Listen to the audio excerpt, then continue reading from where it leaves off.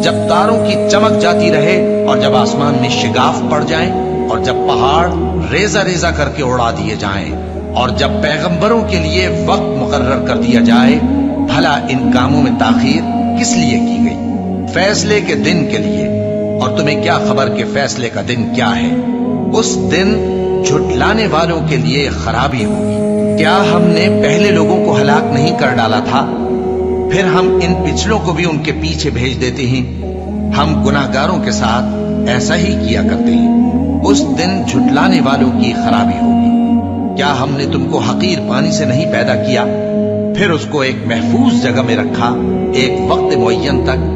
پھر ہم نے اندازہ مقرر کیا، سو ہم کیا ہی خوب اندازہ مقرر کرنے والے ہیں۔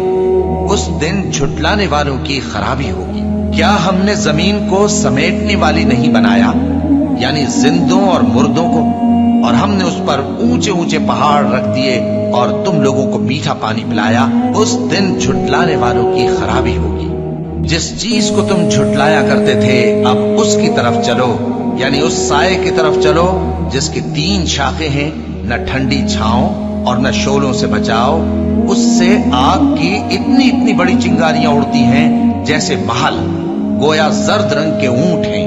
اس دن جھٹلانے والوں کی خرابی ہوگی۔ یہ وہ دن ہے کہ لوگ لب تک نہ ہلا سکیں گے اور نہ ان کو اجازت دی جائے گی کہ عذر کر سکیں۔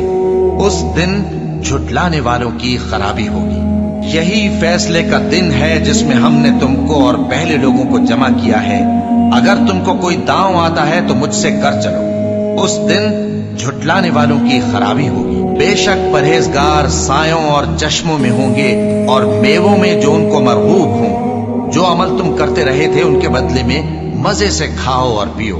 ہم نیکوکاروں کو ایسا ہی بدلہ دیا کرتے ہیں۔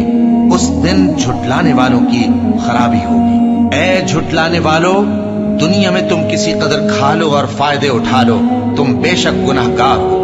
اس دن جھٹلانے والوں کی خرابی ہوگی۔ اور جب ان سے کہا جاتا ہے کہ اللہ کے آگے جھکو تو جھکتے نہیں۔ اس دن جھٹلانے والوں کی خرابی ہوگی۔ اب اس کے بعد یہ کون سی بات پر ایمان لائے؟